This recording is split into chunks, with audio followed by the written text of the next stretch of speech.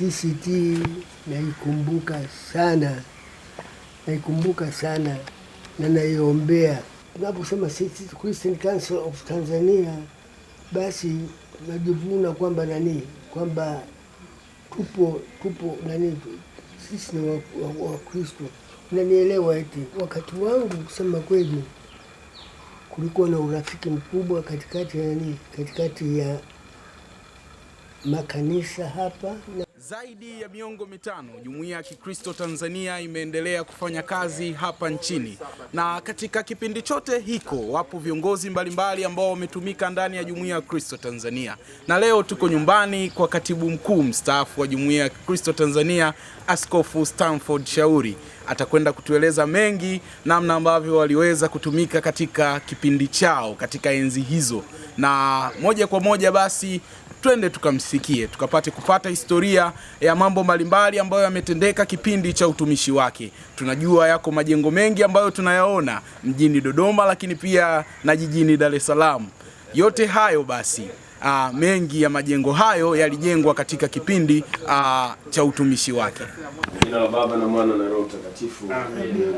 Mungu wetu na Baba yetu wa mbinguni, tunakushukuru Mungu kwa ajili ya wema na fadhili zako na baraka zako, Bwana. Asante Mungu kwa ajili ya siku hii ya leo.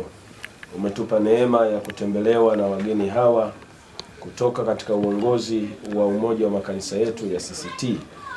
Tunakushukuru Mungu kwa ajili ya upendo wako, Bwana, kwa safari yao njema ambayo Mungu umewapa neema na kibali kuweza kufika mahali hapa kumtembelea mtumishi wako ili kuweza kuzungumza naye, Bwana, na kupata kujua baadhi ya mambo ya kihistoria ndani ya umoja huu wa CCT. Tunakushukuru kwa ajili ya upendo huu na familia kuweza kujiandaa. Yote tunayakabidhi kwako yatakayozungumzwa mahali hapa yakapate kibali mbele zako. Tunaomba hayo kwa yeye Yesu Kristo Bwana wetu. Amen. Kwa jina la Baba na Mwana na Roho Mtakatifu. Amen. Amen. Basi karibu kaka Shauri. Ndio. Jamani, karibuni sana. Baba ni huyo. Huyu baba yetu tulipata kukuta. Naitwa Alex Shauri. Hayo la pili najulikana. Naitwa Alex. Sawa. Ni mtoto wa mzee. Si tulizaliwa watano. Wewe mzaliwa watano. Tulizaliwa jumla yetu watano. Wa kiume 4, wa kike 1. Sawa. Sisi kwa kweli tumekuja kwa kukusalimia. Ndio lengo kubwa.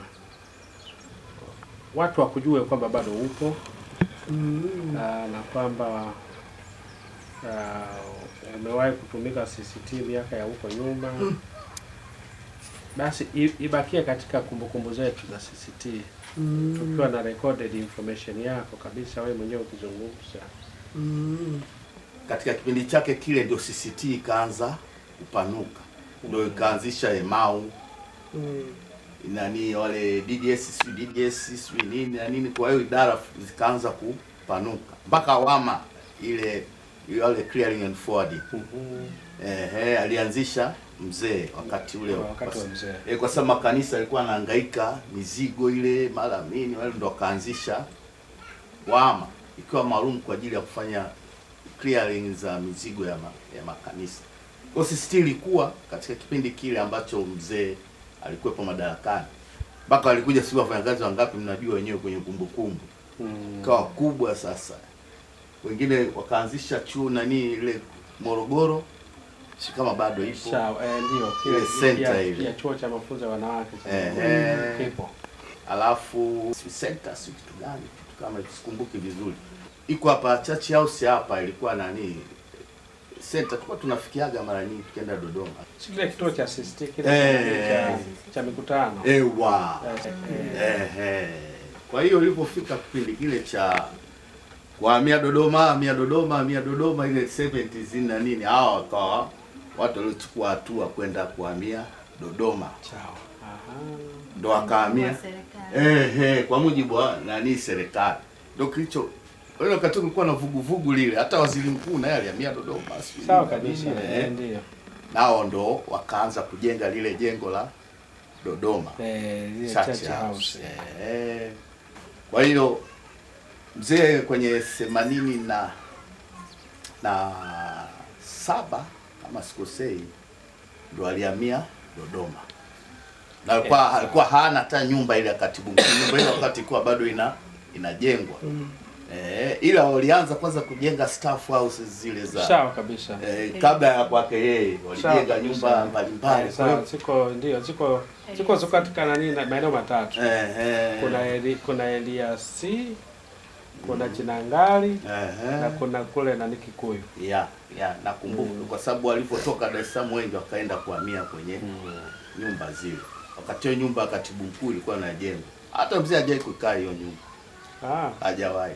Alipomaliza kujenga ilipojengwa akaingia Mlevo. Sawa. Yeye akawa amemaliza muda wake. Akawa amemaliza muda wake. Kwa hiyo aliondokea Mazengo. Ile nyumba fulani kule Mazengo. Sawa. Sawa. Kwa hiyo ile nyumba ya Masaki sisi tuliondoka pale wakati mzee amepata uaskofu 89 kama sikosei. 89 yeye ndo anaondoka anaenda Ruvuma. 90 ile nyumba ndo mimi ndo nahamia hapa. 1990 ndo tunaiachia ile nyumba. Tokaja hapa. Nikaja hapa. Hawa wameenda zao Ruvuma. Ila mimi alikuwa anatembelea sana wafanyakazi wake. Mimi ndo maana na mimi nilikuwa wanaita chawa. Mimi kwenye gari nipo. Ndio maana najua sana. Mimi mzee nimetembea naye sana. Mpaka huko mikoani wapi kote huko. Kwa hiyo mimi tulikuwa alikuwa na akisikia mgonjwa si lazima aende. Kwa hiyo Buguruni kwa mimi najua kote wakina mama Mtango, sijui nani walikuwa nakaa kule. Huko wapi kote huko. Hata kule Dodoma nikienda likizo kwa tunaenda kule kwenye zile nyumba za CCT wanatembelea wale wafanyakazi. Sawa kabisa. Askofu Sepeku yani alikuwa naona alikuwa ameilea CCT kama mtoto wake. Sana Sepeku. Yaani Sepeku ulikuwa uwezo ulikuwa ukichanja hivi unakuta damu ya umoja. Sana. Hao tu wazee wetu wa zamani kwa kweli. Sepeku, akina John Madinda, hata Bishop Stanway kwa upande wa Anglikana. Yaani hawa wazee walikuwa ni ukifanya hivi. Ndio unakuta hata wenzetu nao kwa upande wa Ruteri unakuta Baba Askofu Stefano Moshi. Naye ilikuwa yani uwezo kusema chochote. Sasa na Moravian alikuwa Kisanji. Ndio Kisanji. Sasa kinachotakiwa tu ni kwamba sisi wa leo kuenzi hayo. Yaani kuyaenzi na kuyaendeleza. Yaani kutambua kwamba wenzetu walichofanya hawakuwa wajinga. Walifanya kwa nia njema ya umoja. Na sasa leo na sisi tuyaenzi hayo. Mimi nashukuru kwamba huyu bwana leo yupo. Anatusaidia sana. Kwa sababu mimi ningeshindwa kujibu mengi. Jinsi unavyozeeka na jinsi unavyosahau mambo.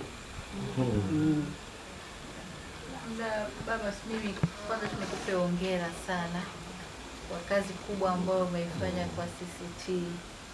Yaani hongera mno. Asante sana. Tumesoma kwenye nyaraka wakati ule wa kuhamia Dodoma na ujenzi wa jengo ile la Church House. Kwa kiwango kikubwa sana umefanya. Hongera sana. Asante. Sasa hivi tuko kwenye harakati za kutafuta nguvu za kiuwekezaji ili sisi jitegemee. Maana siku hizi ufadhili ni kazi. Sasa tunajaribu kutafuta fedha tuweze kujenga hili jengo. Je, mwenzetu ulifanyaje? Nimuuliza hivi. Akasema yaani mwanangu, mbona katile si kwa rahisi tu. Ilikuwa mashirika yapo. Unaandika barua tu. Memo tu, kwa hiyo unawapelekea wanakupatia fedha unajenga. Sisi tulijenga kwa mtindo huo. Kwa hiyo ndio maana nataka ninyi nipate hekima kwamba kuna siri ipi na sisi tuitumie tujenge. Sasa siku hizi hiyo hatuwezi kuitumia tena. Ndio siku hizi tunaenda kwenye mambo tu ya kutafuta fedha kwenye mashirika na kwenye yaani za mikopo. Mabenki ndio tunajenga kwa mtindo huo. Na jambo jingine mzee alisafiri bwana. Hizo safari za nje sana alisafiri sana, si wapi hajakanyaga mzee huyo, hata si amesafiri sana, na kila akienda lazima arudi na kitu. Kweli mimi mzee huyu, jamani, watu wa Zabadi hao walikuwa, mzee alikuwa anakuja na nini jina lake dola si laki ngapi, mimi nakumbuka sana, lakini yote anapeleka. Unajua wazungu wakikuamini wanakupa wewe, sio yeye kama yeye wanampa yeye mwenyewe mzee madola na madola, yani kwenye sui nini ile cheki au whatever. Akatio si wengine kwa watundu naangalia unaona, lakini mzee vyote alikuwa anapeleka kanisani kwenye ujenzi, si jengo lile kwenye nini, kwa alitembea sana. Alafu alikuwa ni katibu wa, ndio nadhani ilinitembeza sana, alikuwa katibu wa nini hata sikukumbuka, CPC nini ni nani moja, World Christian Peace Conference. Iko inaitwa nini, World gani Peace Conference. Sasa yeye alikuwa katibu, kwa ile ndio ilimfanya nayo apate access sana ya kutembea na kukutana sana na watu wafadhili nini. Kwa hiyo alikuwa pamoja na kwamba alikuwa CCT, lakini alikuwa katibu wa hiyo nani hiyo nani yake. Unaweza kukumbuka Alex, unaweza kukumbuka nani initials zake? Peace Conference na hapa anaweza kufunguka.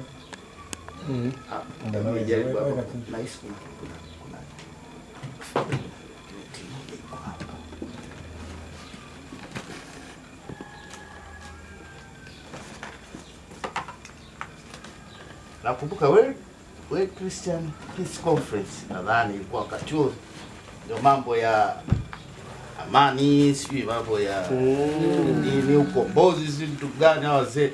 Yes, General Secretary of Peace Council appointed in Sierra Leone, General Secretary of African Christian Peace Conference for the whole of Africa. Conference was responsible for promoting peace, justice, liberation. Liberation with it's the only military country.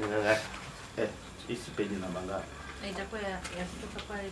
Sasa hii ndio mambo yake international yote yako hapa. Unaona, member of African International, ndio anasema, alisemaje? I traveled extensively in Africa, Europe, America, Asia and Pacific Islands, in Papua and New Guinea, and the Caribbean, in Trinidad and Tobago, attending international conferences, meetings and consultations. Huyo ndo alikuwa mzee huyo. Bwana. Hongera sana brother. Hapa mimi nitembea. Sisi kwa bwana huyu akishuka kwenye ndege akikaa siku 3 kapanda tena ndege. Kwa hiyo wakati wetu zaidi ilikuwa nani? Ile nani Ukristo. Uzidi kujenga nani? Kujenga Ukristo kwamba nani? Na tunaposema sisi Christian Council of Tanzania, basi tunajivuna kwamba nani, kwamba tupo nani, sisi ni wa Kristo. Unanielewa eti? Kwamba sisi ni wa Kristo wa nani wa Tanzania. Mimi kusema kweli nimekwenda sehemu nyingi sana, lakini wakisikia tu CCT wanajua kwamba ni kanisa. Wanaona kama ni kanisa, kumbe ni nani, sio kanisa, ni church. Sio ni umoja wa makanisa. sawa, nadhani inatosha, tusimchoshe baba. Wakati walikuwa wanaheshimika sana, maana Nyerere kila kikitokea kitu ando huyu Bakwata na Teke yale watu walikuwa wanaita hapo. Pia walitoa sana msaada kwa ajili ya kusaidia. Kulikuwa na idara ile ya wakimbizi Yaani serikali ilikuwa inategemea sana CCT kwa ajili ya kuhudumia wakimbizi. Sasa mzee sio kwa natoa wapi? Maana mitumba vitu fulani alikuwa anakuja benki. Kwa hiyo kulikuwa na kambi za wakimbizi ambazo CCT walikuwa wanaisaidia serikali kuhudumia wakimbizi. Ofisi yao ilikuwa pale karibu na gereza la pale gereza la watoto hapa karibu na Mzizima sekondari pale hapa Upanga karibu Mennonite ilikuwa kiofisi hapo, ndio ilikuwa ofisi ya idara ya wakimbizi. Alikuwa wakati mzee Marunda. Mimi mzee tumetembea naye sana kwenye kambi za wakimbizi. Mimi ni maximize nafasi sana. Nakumbuka baba yule pilot ile ndege tumepanda Dodoma, ananiambia niingie kule kwenye buti. Ilikuwa story, alikuwa anatania. Mimi sikuwa bado mdogo. Anaingia ndani. Bwana alikuwa bado mdogo. Ya nakataa kabisa. Kwa mpendo wa baba. Mtoto mpendo wa baba. Kwa chawa. Safi sana. Mpaka leo bado mko pamoja, mnapendana. Mnapendana. Na wewe sasa ndio ungekuwa baba. Sasa na mimi siku zingine yeye ananitunza mimi. Safi sana. Naomba Mungu akubariki. Unafanya vizuri. Amina sana. Kwa kazi kukaa na baba na kumhudumia. Rudi wapi? Kwa sababu waliokuwa wengi wameshatangulia. Maana sisi kweli akanae huu mwaka wa 18 nadhani. Toka nimechukua naishi naye. Ndani ya miaka. Mwanzo alinisumbua sana kurudi. Unajua ile delay zile. Sasa hivi ameshakubali mwenyewe. Sawa. Hivyo na kama atakapokuwa msumbuko wa watoto hivi. Watakuwa wanamfanyia delay hivyo. Wanataka arudi. Wakati nani? Wataka urudi kweli. Mimi nitanyoka sasa. Wapi? Utanyoka. Sasa baba. Labda swali la kuelekea na mwisho. Kwenye mambo ya uchaguzi ama wa CCT au wa makanisa, tunaona kama maaskofu siku hizi wakishindwa kwenye madawati huko wanaanza kuanzisha makanisa. Ilikuwaje wakati wa uchaguzi wa viongozi wa CCT na wa diocese enzi zako? Bwana wewe, hapakuwa na fujo kama hivi ilivyokuwa sasa hivi. Huku kwenye makanisa walikuwa si wameaminiana wenyewe. Kwa hivyo askofu wanamchagua bila shida yoyote ile, na vitu vingine vilivyokuwa vingi bila shida. Ningesema hivyo kwa sababu wakati nilipokuwa mie makanisa hayakuwa kigombana. Kwenye makanisa wakapakuwa na ugomvi na hivyo. Kwa hivyo kuliko na amani na kuaminiana.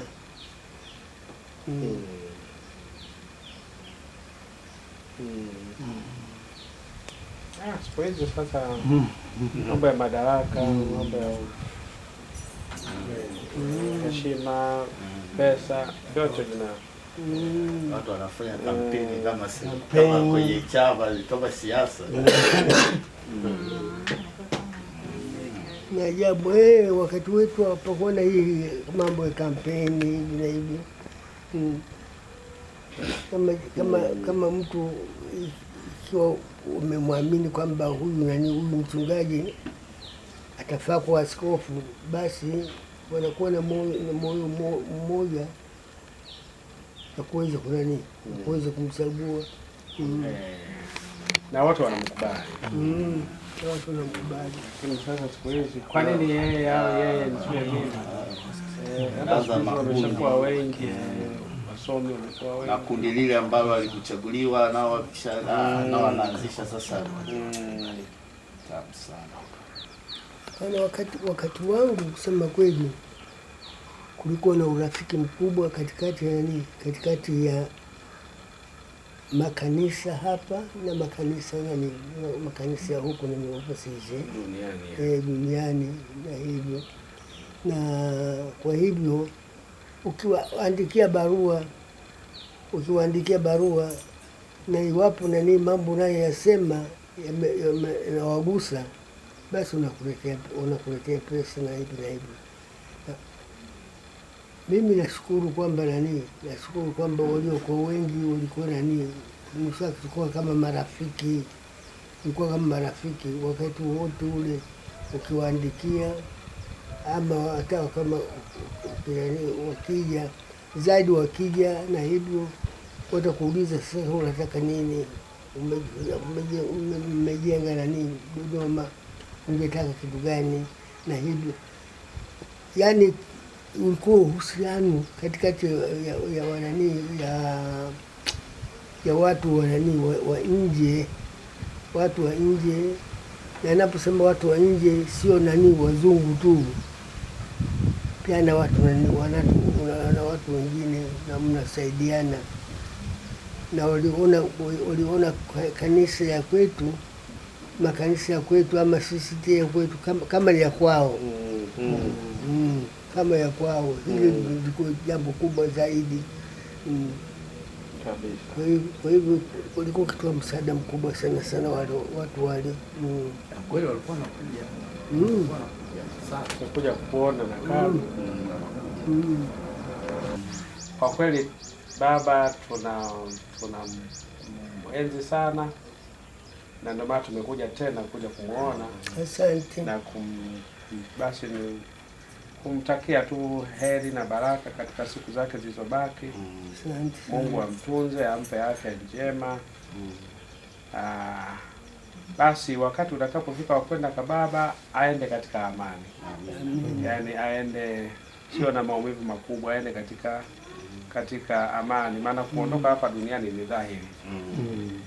Wote tunaondoka. Na mimi nataka kuambia, mimi honestly CCT naikumbuka sana na naiombea kwamba muendelee vizuri, kwa sababu si ndio mimi naona kama ni kanisa ndio nasimamia kanisa. Wakati ule kila mara makanisa yanakuja na CCT pale, tunazungumza wakiwa na shida na nini, sio shida ya pesa, lakini shida yoyote ile na hivyo. Kwa hivyo tulikuwa na upendo mkubwa sana katikati makanisa na hivyo. Labda makanisa haya mengine ambayo yameanza siku hizi, lakini wale wote wa zamani tulikuwa tukishirikiana sana. Sawa, bali malizia ni kukatisha kidogo, maana wanasema sifa msifie mtu akiwa hai. Kwa kweli. Alafu kuna kitu naomba niulize, kulikuwa na baba katika kumbukumbu nyingine aliwa encourage wale wafanyakazi wake wakaenda kuwatafutia mihuji kuna mji fulani kule mihuji. Baba aliwasiliana na CBA wakapata kuna eneo viwanja. Mzee sasa sijui alikuwa hotel kwa si mshiriki, kuna kitu fulani karibu watu wengi walijenga staff. Mzee alikuwa na encourage sana kila mtu ajenge. Yaani mimi sikuwa nagaia, nilikuwepo. Wakagaia kila staff, labda wale wajinga walikuwa hawataki, lakini kila staff alipewa eneo la ujenzi, plot miuji, nadhani miuji. Sasa miuji ndio nafikiri wengi waliokuwepo wakati ule walijenga. Sasa sio kwa na hapa mikopo sijui nini watu wakawa, lakini kitu tunachowekeni kwenye kumbukumbu ni sawa kabisa. Yani unachosema ni kweli. Walipewa, wengine waliuza, wengine walijenga, lakini bado kitu kingine kizuri ambacho baba alifanya kule miuji, bado alipata eneo kwa ajili ya taasisi. Ambalo lipo ndio tunataka sasa tena tutumie hapo kuwekeza, kujenga. Lipo baba hilo eneo. Kwa baba hilo miuji bado lipo. Bado lipo hilo eneo. na huyu mama ndo anayelitunza, analitunza. Hongera mama. Kwa hiyo kwa kweli lipo, tunashukuru kwa kweli maono yako baba. Yaani yametupa kama nilivyosema, yametupa mahali pa kuanzia. Yaani tuna hivyo viwanja, tuna hizo nyumba, tuna hayo majengo kama hizo na pale ofisi pale tumepangisha. Kwa kweli conference center bado ipo. Conference center ipo.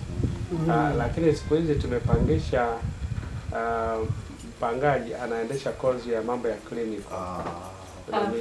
Ndio mambo ya kutrain manesi na madaktari. Manesi chuo cha kati. Ndio. Ni chuo cha kati. Kwa sababu hapo nyuma ilishaanza kuwa ikifanya kazi za CTC hizo Dodoma sio wameshakuwa watu wengi wameanzisha hizo shughuli. Kwa hiyo kiushindani ikaanza kutupa kazi ya namna ya kuendesha, kuwalipa wafanyakazi na kadhalika. Kwa hiyo mwaka 2014 sisi kaamua ndio kumpangisha. Na imesaidia. Fedha zilizopatikana zikakilia madeni ya wafanyakazi ya NSSF na nini yalikuwepo mengi. Yakawa ameshakuwa clear. Lakini bado ipo. Na iko chini ya mikono yetu. Kwa hiyo tu anapanga, muda ukiisha ana renew, lakini tutamuondoa, tutafanya kitu kingine muda wake ukishaisha. Ile primary area. Ndio, ni primary area. Kwa hiyo tunashukuru sana, na mama amekuja kusalimia kidogo na asante sana na hao basi tutanunua biskuti sijui. Basi ya kusalimia yeye huyo mjukuu wako huyo. Mama. Samahani nisome kwa huku. Nipatie baba kwa baba. Baba upokee. Tunakuletea bahasha ndogo. Hapo nataka asimame ndo mtampata vizuri. Hapa. Hivi ndio. Basi na imani itaweza kununua juisi. Asante sana. Lakini kipekee tu mimi nikushukuru sana kwa namna ambavyo kama baba alivyosema umetupa sehemu ya kuanzia. Maono yako tutaendelea kuyaenzi ambayo umeanzisha kwa ajili ya CCT uliokuwa ukiona wakati huo, tutajitahidi kuiendeleza vizuri. Nashukuru. Tunaendelea kuongeza jengo lako la Church House, tutaongeza lingine la CCT Commercial Complex hivi karibuni. Nyumba zako ambao umejenga nyingi, tumeendelea kuziongeza nyingine. Ndio.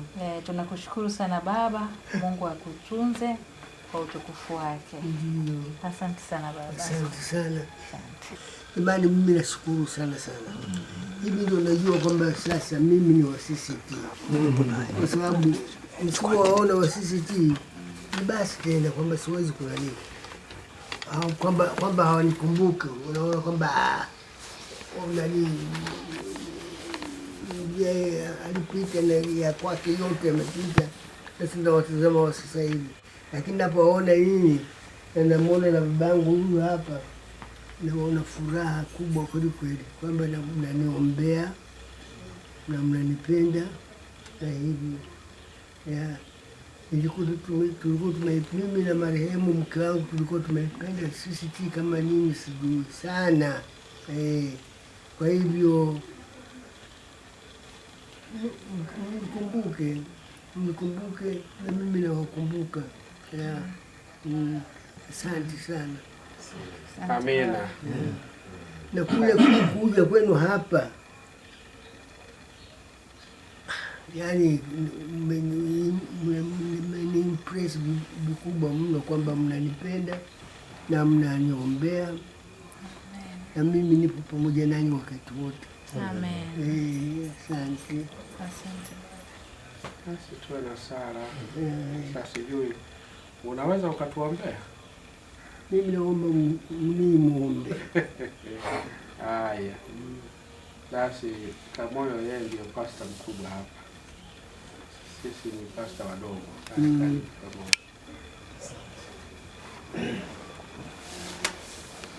Baba Mungu, katika jina la Yesu tuko mbele zako tena kukushukuru kwa ajili ya wema mwingi unaotutendea hata kukutana siku ya leo, kwa sababu Mungu umetuwezesha tulipanga na siku ukaibariki na ukakubali tufike nyumbani hapa Bwana. Tunakushukuru sana.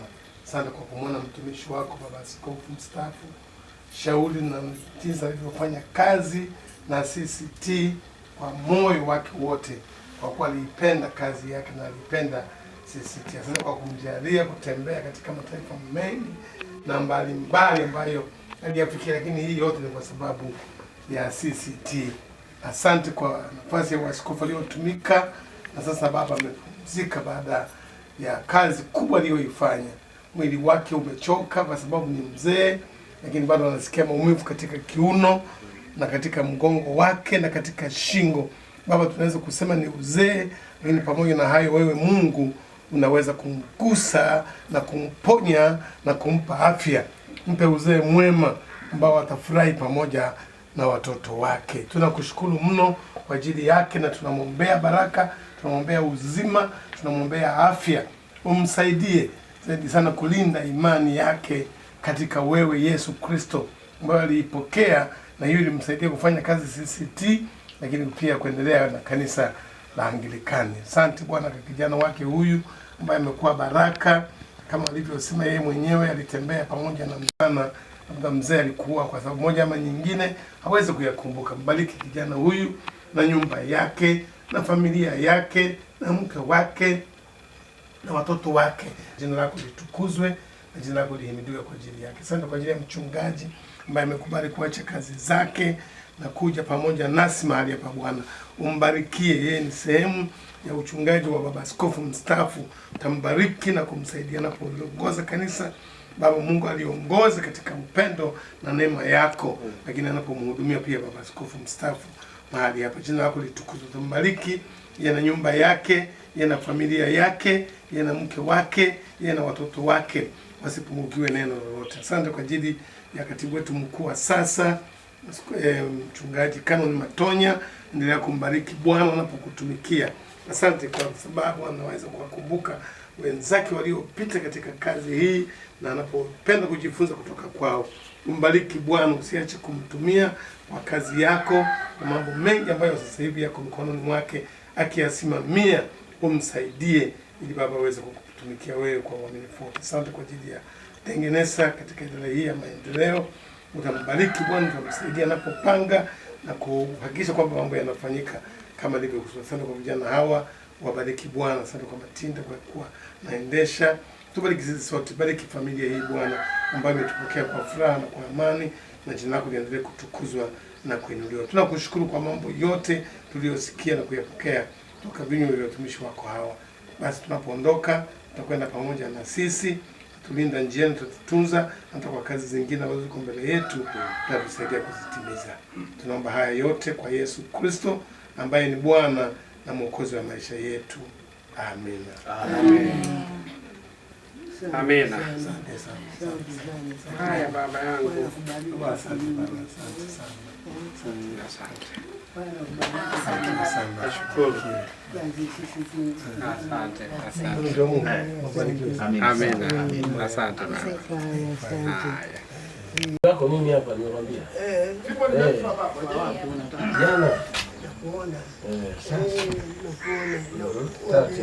Usikie na fimbo yake bwana, bila fimbo mzee hajiamini. Bila fimbo hajiamini hapa. Mpe fimbo. Pamoja unamshika kimpe na fimbo. Tunashuka chini. Jiamini zaidi. Hivi si hapa. Chini au hapa? Hapa. Hapa kuna ngazi hapo, ngazi inategemea na wingi wa watu. Rudisha kitu nyuma kidogo na madimiro apite kwa. Hapo sawa.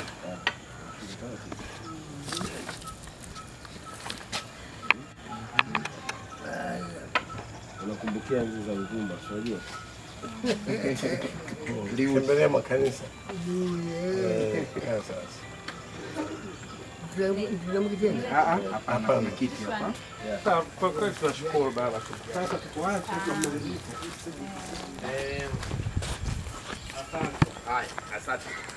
Naam, tumepata kusikia historia ya Jumuiya ya Kikristo Tanzania, kipindi cha uongozi wa Katibu Mkuu Askofu Stanford Shauri. tumeweza kusikia namna ambavyo waliweza kutumika na kuweza kujenga majengo mbalimbali ambayo yanatumika hata hivi leo, lakini tumeweza kusikia namna ambavyo waliweza kushirikiana na waasisi wa CCT, mababa zetu maaskofu kutoka makanisa yetu wanachama, akiwepo Askofu John Sepeku kutoka kanisa la Anglican Tanzania, Baba Askofu Stefano Moshi kutoka kanisa la Kiinjili la Kilutheri Tanzania, lakini pia Baba Askofu Teofilio Kisanji kutoka kanisa la Moravian Tanzania. Ameweza kueleza namna ambavyo walimpa ushirikiano katika kipindi chake cha utumishi kama katibu mkuu wa Jumuiya ya Kikristo Tanzania. Kutokea hapa Kimara Korogwe, nyumbani kwa Baba Askofu Stanford Shauri, katibu mkuu mstaafu wa Jumuiya ya Kristo Tanzania, David Anderson Madimiro, idara ya habari na mawasiliano, Jumuiya ya Kristo Tanzania.